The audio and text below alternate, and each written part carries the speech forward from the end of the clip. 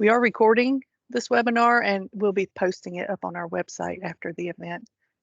We are offering PDH credits to those who have registered on the website, and we'll be sending those out after the meeting. So now I'd like to hand it over to Ethan. Ethan, thank you for joining us today. Sure thing. Hello, everyone. Welcome to the NCLUG event, Tech Talk.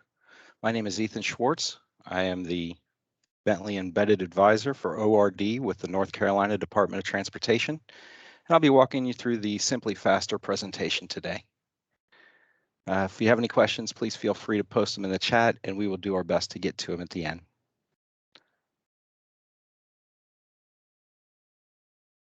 So what is all this talk about using OpenRoads? Today I want to talk to you about why OpenRoads Designer is important, about how it can truly increase your productivity. You've all heard of OpenRoads Designer, and hopefully some of you are using it already. In the next hour, we plan on showing you why moving to this new software technology is worth it. It's not just about simple update to the latest version of GeoPack. It certainly replaces it. It's about a whole lot more than just that. So as you look back on the survey industry, we've moved forward from using rods and chains in the field to electronic instruments to modern technologies, using drones and fixed-wing aircraft to collect robust surveys, create point clouds and reality data. We've moved forward somewhat in the same way with construction, but at a much slower pace. Certainly not out there using this style of equipment anymore. We're moving forward with modern equipment. In a lot of cases, we're using the GPS-controlled equipment. We've reduced a lot of stakeout in the survey, and we have continued to move forward, and we will move forward to automate the process more. We still have a lot of gap to close in the civil construction and civil design industries to become more efficient. One of the things we are trying to achieve with OpenRoads Designer and the other companion products around it is a more seamless data integration across all disciplines on a project. As you need to share data amongst your structural group, your drainage group, your geotechnical group, your roadway groups, all of that needs to move out to survey and construction, and then on to maintenance and asset management. We need a more seamless approach to move that data from place to place. We need an easier approach to collaborate between the project stakeholders. How do we take that data and make it available to people who may not be familiar with the OpenRoads software that I'm using to design it? They need a simpler way to look at it, but still have all the robust data that's incorporated. We need to be able to manage that data as it moves through the life of the project. So as we take that information from what we designed in OpenRoads and OpenBridge, along with our drainage and subsurface information, we can move it out there so the construction teams can move more efficiently and not have to reinvent or recreate any of the data. They can move that onto maintenance and asset management operations as it goes through the life cycle of the project. How do we bring this design closer to a reality that we're talking about here? We start with a common data environment. We have to be able to work together. We have to reduce the errors and inefficiencies of exchanging data back and forth. We want to work in a 2D environment, but make a 3D model. We don't want to become modeling experts. We want to be engineers and designers, but we still need the 3D results from our efforts so that we can integrate that reality into the project. This software lets you model with a greater level of detail than we've ever been able to efficiently do in the past. It's about more than just the pretty picture or the visualization. It's about real engineering data. We'll see some examples of that as we go through this session, where you can use the model data to help you evaluate your engineering decisions. What we want is data that we can bring in all together. We can go out, we can bring in this vast survey data information, point cloud or reality model of the area that we're working in so that we have more than just a site survey. We can extract information out of that and get ground elevations. It can certainly be supplemented with more detailed survey.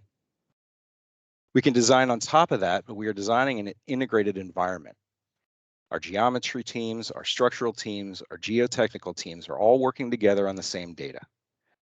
They can easily share that data back and forth by simply referencing the files. When we achieve this, then we build models out of this data, where we're working in a BIM environment and we can generate these models. We can use these models for comparative engineering data, as well as visualization, to help us see what that model means to us, what that design is going to look like, and how it's going to operate. You can take it to high levels very quickly and easily, where you can show what the design may look like compared to the existing scenarios. You can help sell the public on this. You can sell your financial team or whoever you're working with on this. The robust rendering software OpenRoads Designer has is capable of doing just that. And it's built right into your OpenRoads Designer software. If we look at the current practices today and the flow of information and data through the life from design to building and construction and on to operations, it's going to look something like this chart. It's going to be jagged. There are inefficiencies here where we don't efficiently move data from one stage to the next. From a design side, we may create a set of data and put it on plans, hand that off to construction, and then they'll have to reinterpret those plans and figure out how to build it.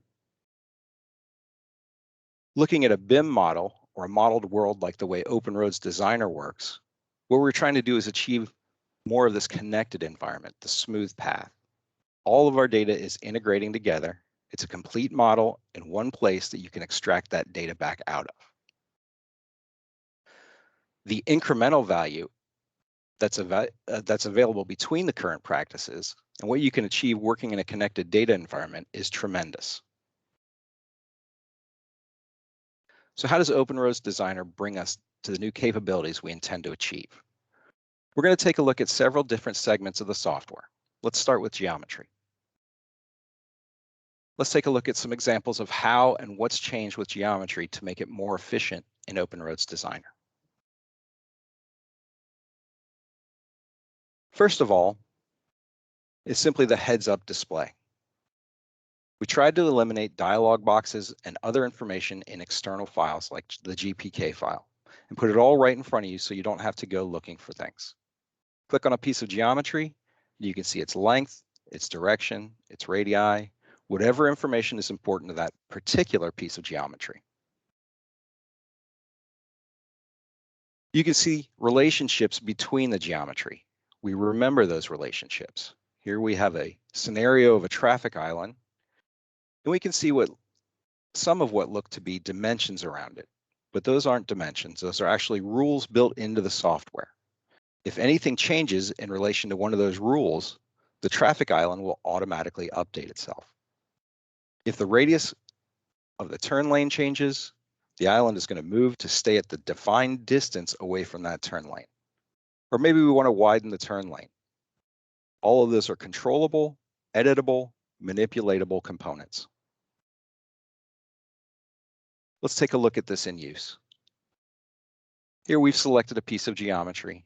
We can see the manipulators appear on it.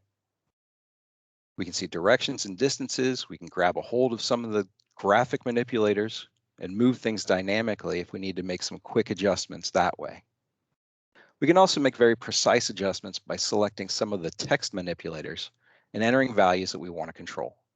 So we can change the radius of this curve. For example, maybe we set it to 600 meters.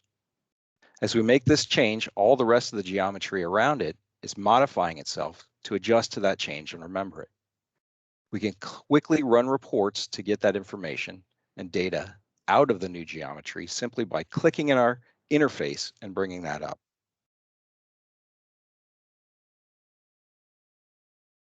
Being able to be very precise and accurate with our information is extremely important. Those tools are built right into ORD as well. The most powerful of the precision tools being Civil AccuDraw, and I showed this a couple weeks ago if you guys were in that session. That allows you to precisely place civil data. For example, let's place a point. We know we want this point to be placed at a given distance from two other known points. So we mark the known points.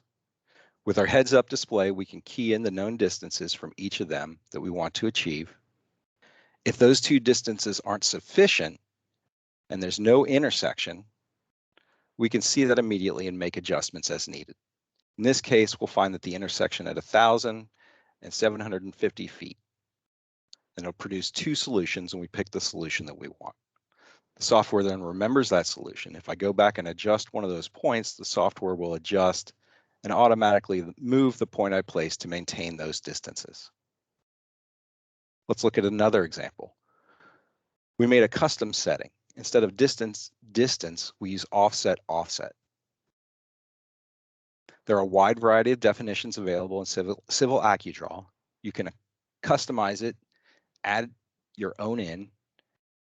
We're going to place different point that has an offset from one alignment of 150 and an offset from a second alignment.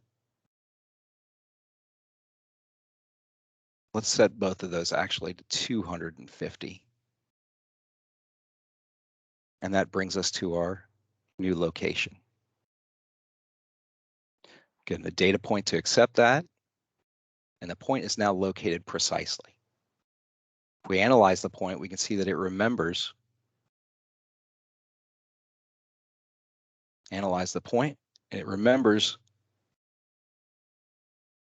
the position where it's placed. If the geometry changes, that will change with it to keep that 250-foot offset from each of those other pieces of geometry. Snapping is another powerful tool we've got. Let's snap a point to the intersection of these two elements. Then as we go back and we modify any of those, we'll see that all three of those points move. The snap, the Civil AccuDraw located points are all updated with precision. Sometimes you just need simplicity. Heads-up interfaces are great and they work for a lot of stuff, but sometimes you just need to be able to enter and edit data. ORD has provided some tools to do that, such as the table editors for horizontal and vertical geometry. You can see your whole alignment all at once, your stationing, your radii, your PI locations and bearings. You can add in new PIs, you can take PIs out. You can adjust the information in a tabular format. All the while, the graphics are being updated to match whatever you have in the dialog. We refer to a lot of this as what we call design intent. Design intent is the continually updating of everything related to the items around it. Let's take a look at a situation here. We've brought in our background reality maps. We've got our 3D data. Here we've got a roadway that we originally put a little S-curve into to go around something. We're going to take that out and simplify it back to a simple curve. Now, following good practices, we put our corridor model in a separate file from our geometry. So we go to the geometry file now because we want to make some edits to our alignment. We want to simplify this area by taking out the 3 reverse curves and putting in one simple curve. The first thing we're going to do is define a new simple arc that can exist along this alignment to straighten it out a little bit. So we'll select our Place Arc tool. We're going to place a simple arc between 2 elements, and we define the elements we want to place it between. So first we pick the tangent segment on the back side of the roadway here, and then we pick the tangent on the ahead side. It's going to calculate that new PI. We can define the new radius and accept it when it fits the solution we're looking for. Now we have our new arc in place. That'll allow us to match what we want to do and make a smooth transition. We need to connect that arc back to those tangents with some additional tangent lines.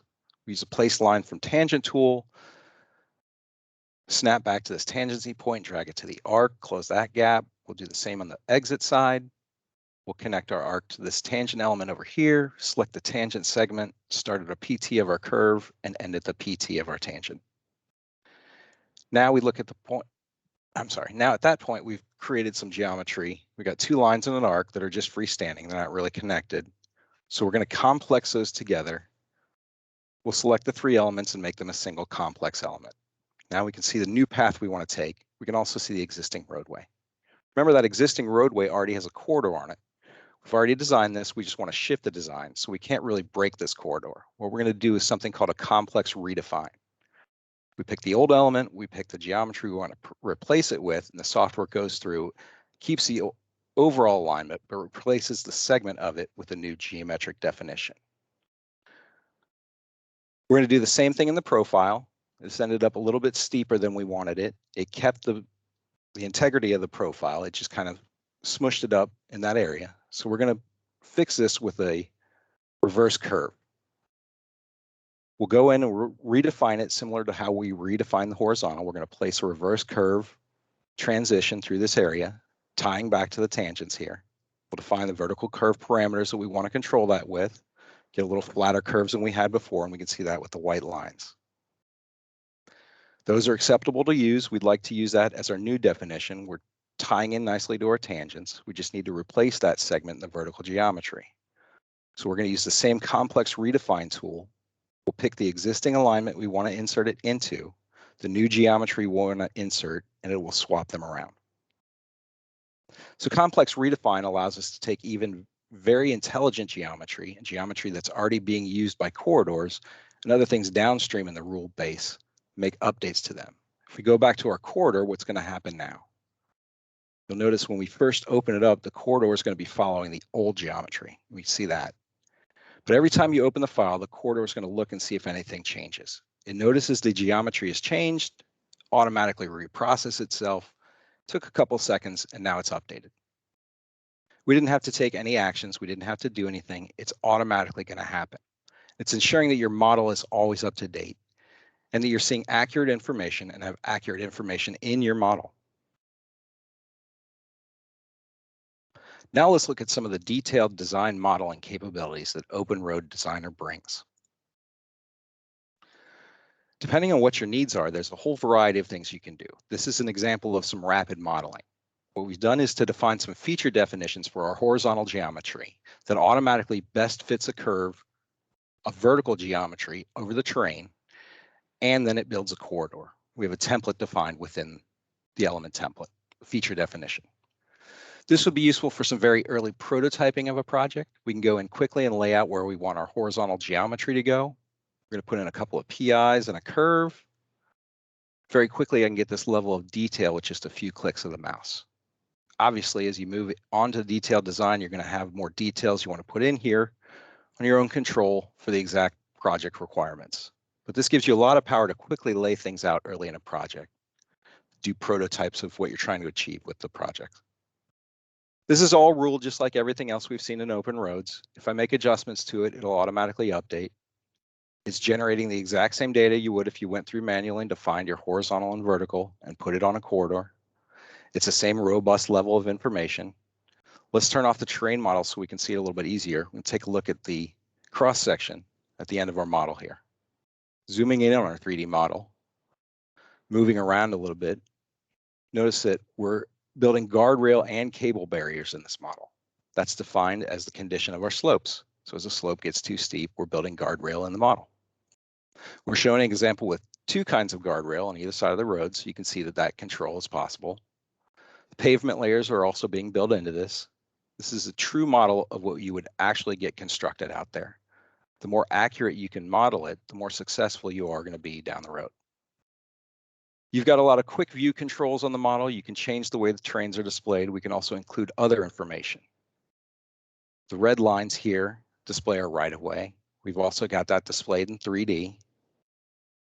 Our dynamic cross sections are real live cross sections of whatever's happening in our model. So if we've got guardrail here, we see guardrail in our cross section. We're seeing our slopes, we're seeing our pavement layers, our subsurface layers, as well as our right-of-way objects we drew. We're going to see a couple examples today of civil cells. This is a simple one for a rural entrance on a highway. We've defined the center line for where we want it to go. A civil cell is just a collection of civil elements that I just want to use repetitively. I don't want to have to go back and manually define every time. So it's how the geometry of how wide it is, what the radii of the curves are, how the pavement looks, etc. I can go in and place this quickly by selecting the center line and a couple of extra clicks. It's all about rapid but accurate modeling. Now this is a very quick model, so we have some gaps in our slopes. But we'll see as we get into this some of the others a little bit later on in this presentation where we'll do a little more detailed design. We can clean that up as well.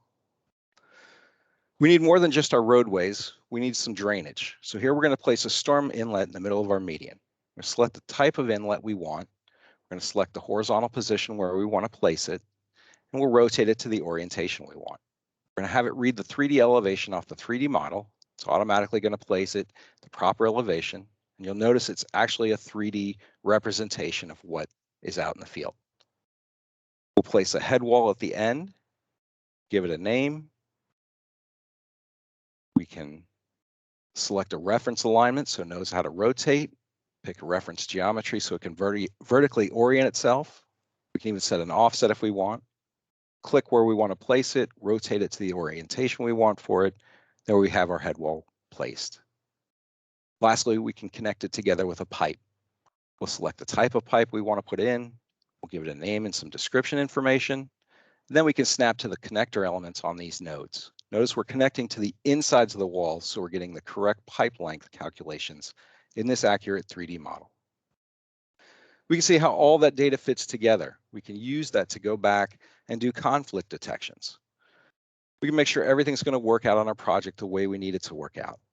Building visual data. We're building engineering data at the same time. Let's take a look at some other examples of how these BIM workflows benefit us. Here we've got a project where we have a very large cut area. We want to replace that with a different template. We're going to see what happens if we put a bridge through this area. So we're just going to drop in a bridge from the beginning and end station, and our model immediately updates. We can go in and modify the start and stop stations of the bridge. Again, we're working in 2D, and the model is updating and keeping up with our changes. We can do other things. We can model abutments under a bridge wall quickly so we can bring all of that data together. It's all about working in this model environment and sharing between our different disciplines, making these real-time modifications to our data. Here we've gone in and we're going to replace part of our slope section here with a retaining wall. As soon as we save that, the model updates and we now have a retaining wall in this area. Even the cross-section sheets have updated automatically. Here's another example of a civil cell. We're going to have some actual curb and sidewalk that we've placed here. We have a side road coming in. We can place that really quickly with a civil cell. We drop that in there and it cleans up all the slopes and builds everything we need in that area.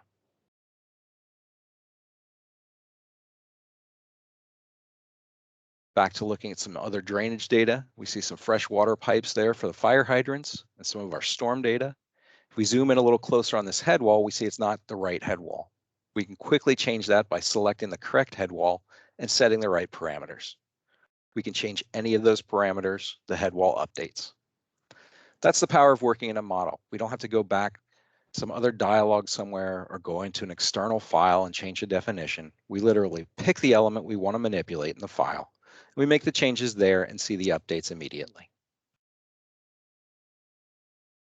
Let's take a little bit deeper look at one of these civil cells.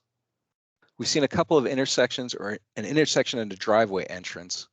Let's look at one that's a little bit more detailed here. We're going to put in some ramps in the sidewalks. So we need a curb cut ramp to go in the sidewalk. We've defined the center lines, the little purple lines we put in there. Those will be the center lines of our new sidewalk ramps.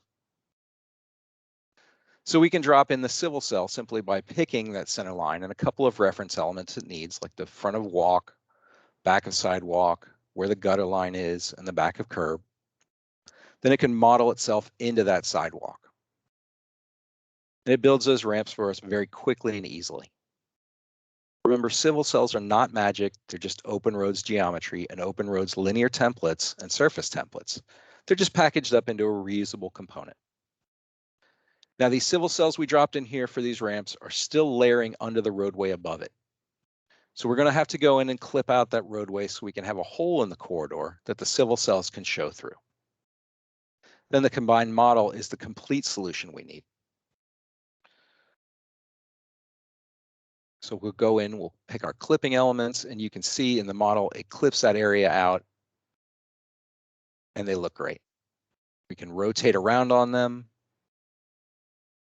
We can see the curb cuts. It's doing exactly what it should be doing. You know, it looks really nice. But we haven't really analyzed this from an engineering standpoint yet. This is about more than just pretty pictures. This is about doing your engineering work. So first of all, we go in and we can relocate a ramp. We can change it if we got it in the wrong position, slide it up or down the road a little bit. Everything is going to adjust with it. So we've got all of that functionality. We can also go in and check things. Let's go in and look at the profile along the civil element here. We'll take a look at what that profile looks like. We can see the bottom of the profile. Hold on. get the profile here. We see at the bottom of the profile, it's about a 9% slope, which is allowable. I'm going to look at the slope profile at the other end of my ramp. And I've got a 10.43 slope in this area of our transition. That's steeper than the law allows us to build. We can only have a 10%. So we're going to go into our civil cell and we're going to adjust the width of this taper, bump it out to 6 feet. And then when we go back and check our slope again, now we're down to 8.79%. So we can use this model to do our engineering much quicker than we could have hand calculated any of that information and figured out what the slope of that ramp was actually going to end up on based on the slope of the roadway around it.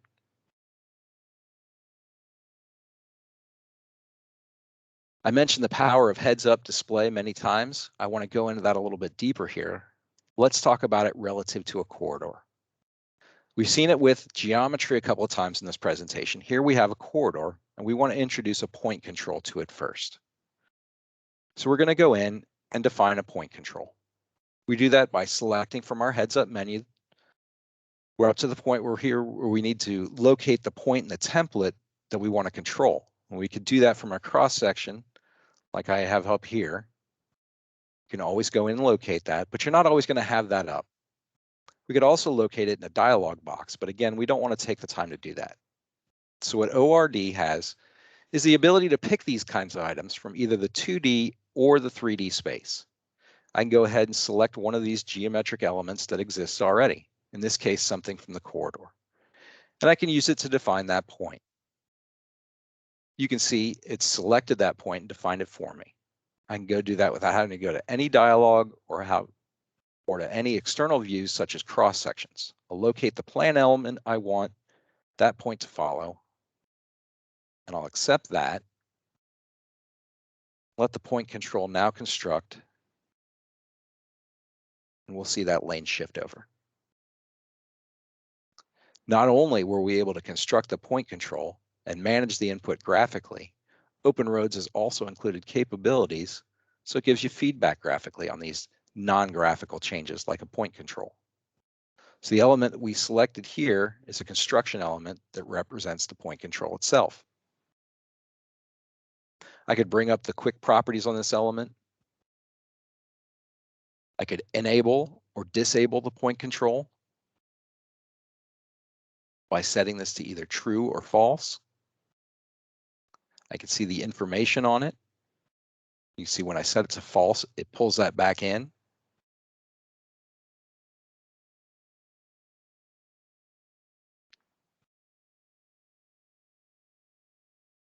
ORD provides graphical feedback for all kinds of components. Here's an example of a key station. The key station is represented by a dashed red line in the Bentley delivered workspace. You can set that up to look differently in your environment, but it allows you to manipulate that key station. You can change its stationing or location very quickly. Here's a graphic representation of an end condition exception. I can see by looking at this, go to the properties, that it's a backbone only exception. I could adjust its station range. I could disable it just like I could if I brought it up in the dialog box and I use the manipulators in the corridor object tool. These are all construction elements. So if you choose not to use the graphic manipulators, you can just turn them off and not display the construction element or the manipulators.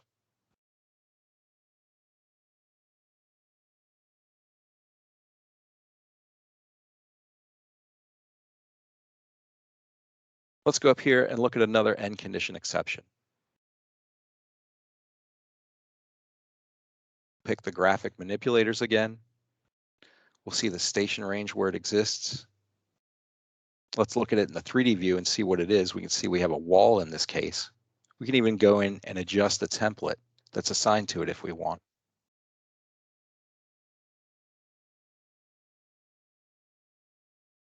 Right from our quick pick menu. We see the template that's been applied there. We see the wall that's overridden the original slope definition in that area. Not everybody is going to want to, or it might not be convenient to work from the graphic manipulators like that. You certainly can still come into the corridor objects tool. You can adjust things in there, and ORD highlights them directly in the model so you can see where they are. Here, ORD is highlighted the element that I'm looking at. If I go down to clipping references, you can see it highlights the clipping reference. So the two are tied together. The element that exists in plan view, the graphic element, and the definitions of them that exist in the dialog are one-to-one. ORD provides the flexibility so you can work back and forth as best it suits your needs. If we're working in this model environment, it's important that we can see everything we want to see out of the model. Here we have a scenario where we have a road that's been modeled in our file. And we've got a big bridge in this part of the model.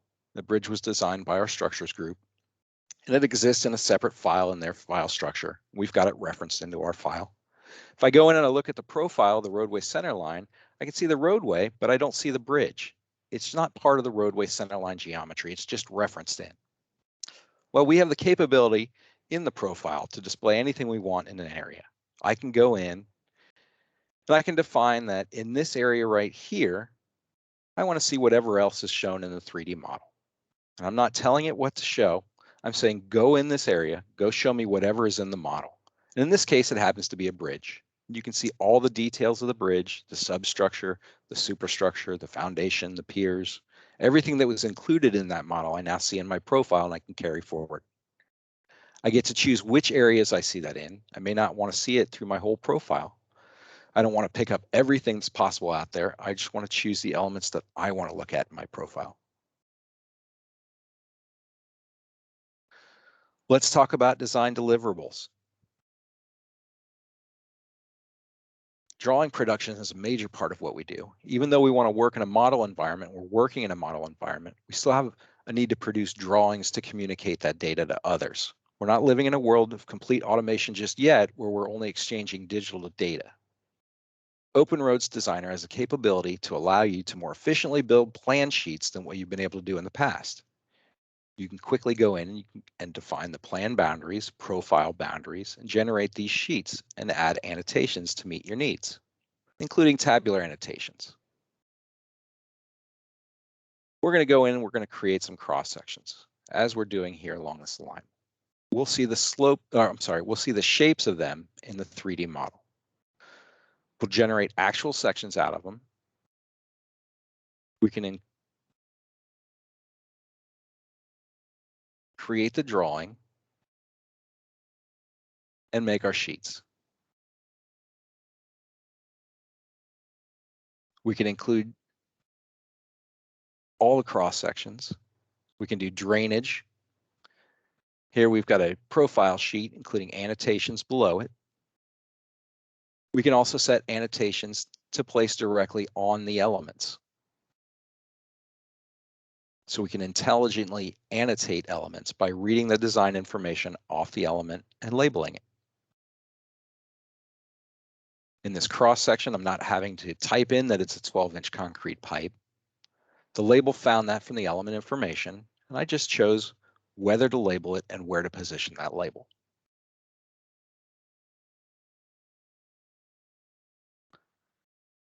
Let's take a look at this in a little more detail. First, let's look at some plan and profile sheets and how we would generate them. You'll most likely start in a blank file. ORD is set up to work in this common data environment to share data and share through referencing. And that's what we have to do here. We start in a blank file and I'm going to reference in the things I want to work with. I want my corridor, my geometry, and my terrain. We fit the view and we see the information in here now. To define where the plan sheets are going to go, we're going to use a feature called name boundaries. We go in and define some plan view name boundaries. We're going to pick those along a known alignment. We're going to select a drawing seed that we've already set up. We can pick the detailed scale, which we want to create them, so we can have a single definition work at many different scales. And we'll define the start station for our first sheet. The name we want to create for that sheet, we can name these so we can easily tell what they are and we come back to them later. ORD puts all the sheets together in a grouping. Now I can start defining those sheets. As I move my cursor along the alignment, you can see each gets laid out in a particular scale. If I change the scale, it uses the same definitions. It just puts in a different sheet size because it applies the scale I've selected. So we've defined our plan view. Now we want to go in and we want to define our profile view. And we'll take the combination of the two and we'll put them into some sheets. So we're going to open up the profile view of the same geometry, and we go back to the same place name boundary tool. We just put in a different mode in the tool, and we put it in profile mode. Just like with plan view, we have drawing seeds already set up. We select different configurations. We're doing plan and profile sheets, same scale, give it a name. Then we pick a group that it's going to follow, or a method if it's going to follow. We can define independent profile sheets, or in this case, we want them to follow our plan view sheets. So we select that method, we select the plan group we've already defined, and we create our boundaries. From our name boundary dialog, we can then create our drawings.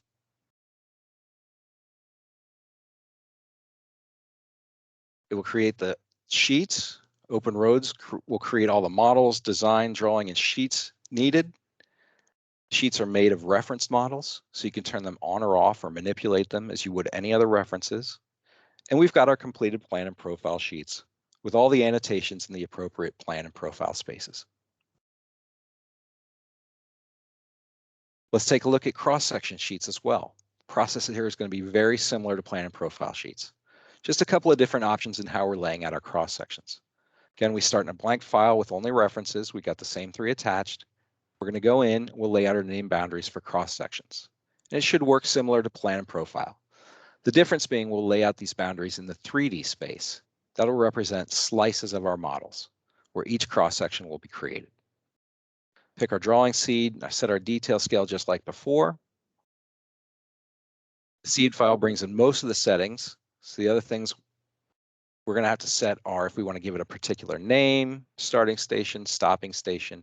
In this example, we're filling it out in the dialog. There are heads-up prompts on the cursor as well. This would all be processed through cursor prompts if you decided to do it that way. We'll adjust our interval. We can move it up to 20. We can move it up to 100, move it back down to 20. You can add exaggerations. And in this case, we'll accept and create the boundaries. We can use that same name boundary manager as before to see all the individual cross sections that are listed in the new file. Bring up that manager. We can delete individual ones if we decide we don't need them, or if there were some we didn't want to process. Here we've got a key station. Maybe for our purposes, we didn't want to include that. We've got controls to show how our annotation,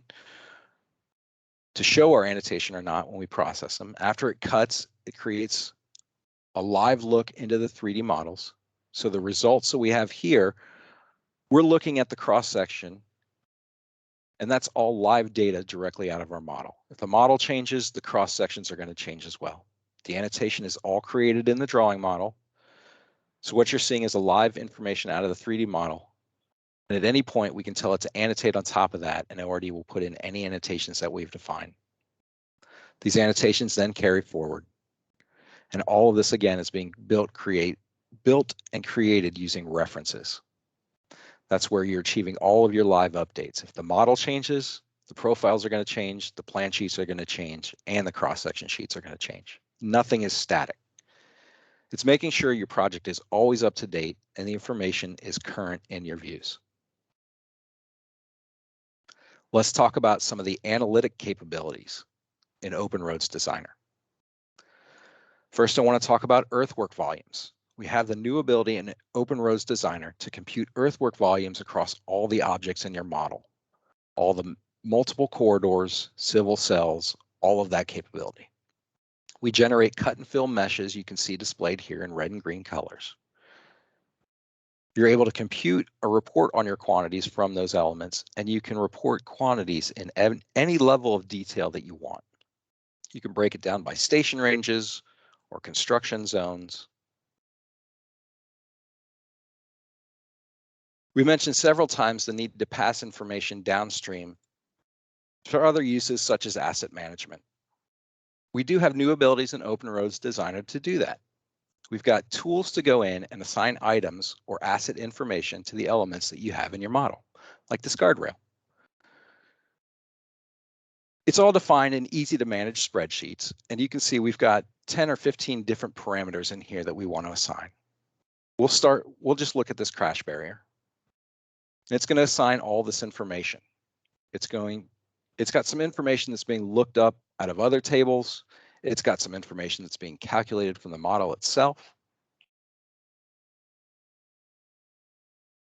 So if we go in and we assign these,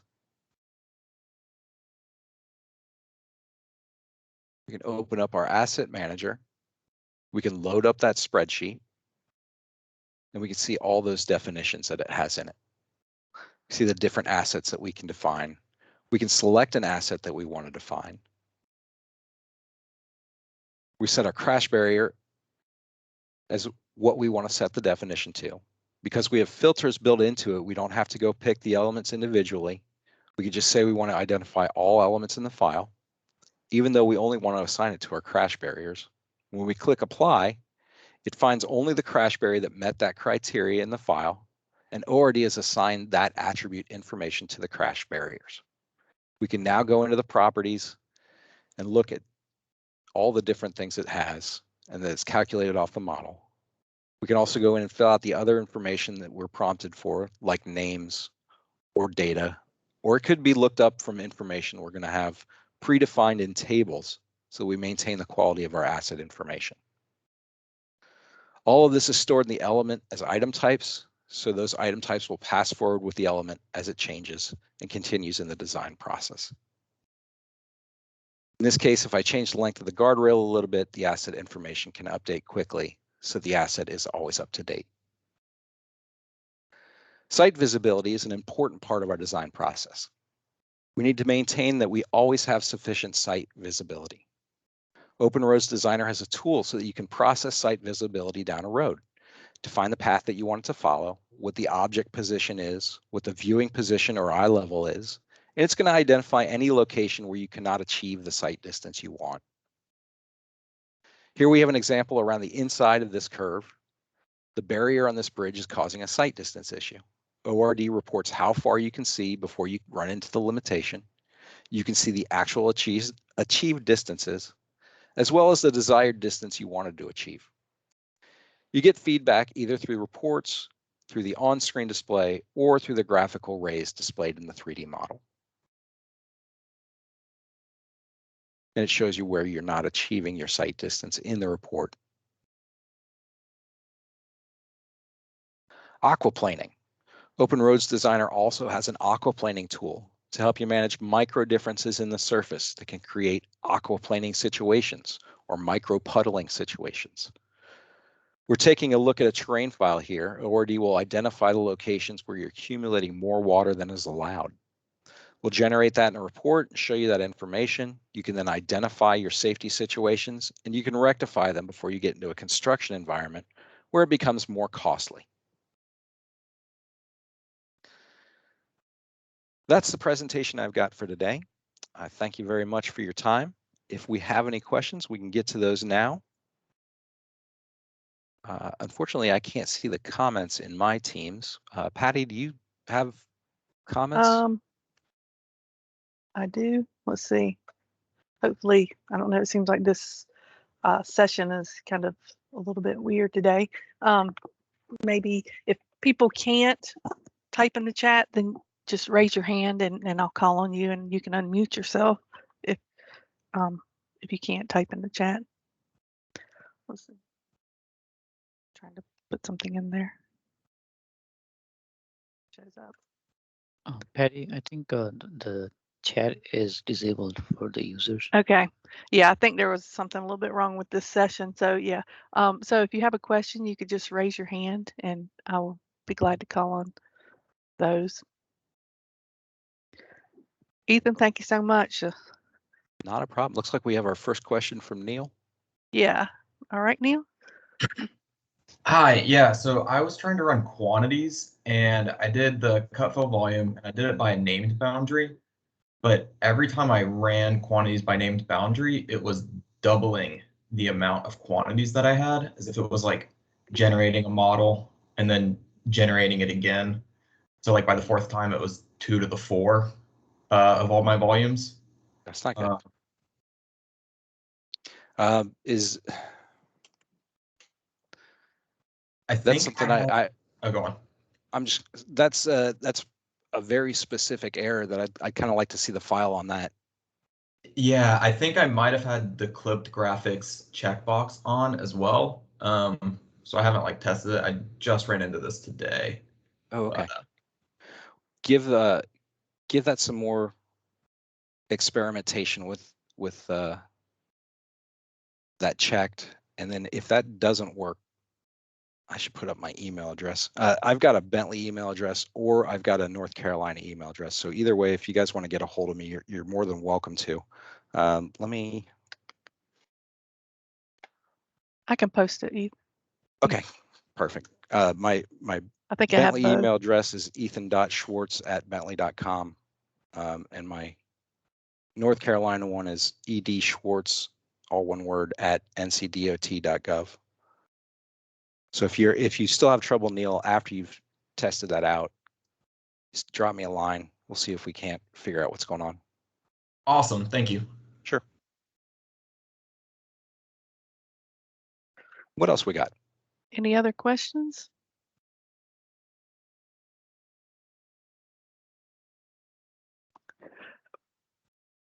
Ethan, you were going through that pretty seamlessly, and I'm looking forward to a time when you could feel pretty confident in moving around and making edits and stuff like you did. I mean, do you feel like it takes a long time to be as fluent as you are, or I mean, everything seems pretty self-explanatory sometimes. I mean, sure. When we show you a demonstration, it all works perfectly, right? Yeah. As you get into this and you use it, there is a learning curve. I'm not going to lie, because you're going from, we're used to GeoPack with 2D design, basically. Now we're have to think in a whole different way, 3D. There is a learning curve to that, but you do pick it up pretty quick. Once you get used to where all the tools are, I think that's the biggest hang up. And you can use the search bar at the top to easily find the tools if you're having trouble with them. So there are a few tips and tricks there that will get you there faster, but really it's just an experience thing. And for troubleshooting things, is it best just to go to like Bentley Community, just search for issues? Bentley Communities is a great place to start. Post questions there. You usually get an answer from either another user or some of the Bentley employees who monitor that. I've had good experiences with the Bentley Communities for decades now. It's really a great place to get information. There's also the learn.bentley.com. There's all sorts of different videos on our Learn server where if you just need a quick 5-minute tutorial on how something works, it'll probably take you longer to look it up than it will to watch the video. I'll be honest with you.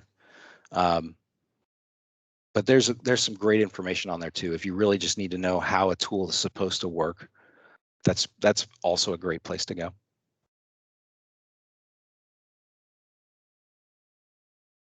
Good question. What else can I answer for you?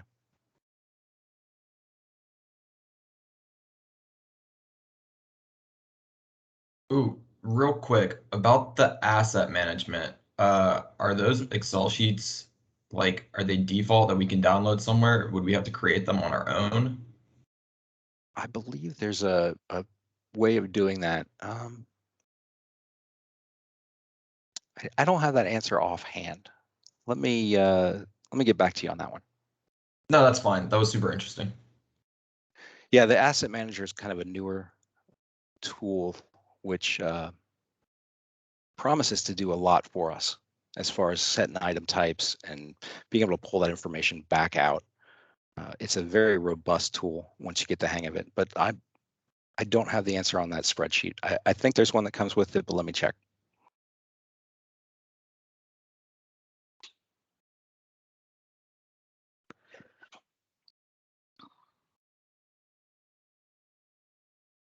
Any other questions before we let Ethan go? Well, Ethan, we thank you for your time. I think that was a great presentation.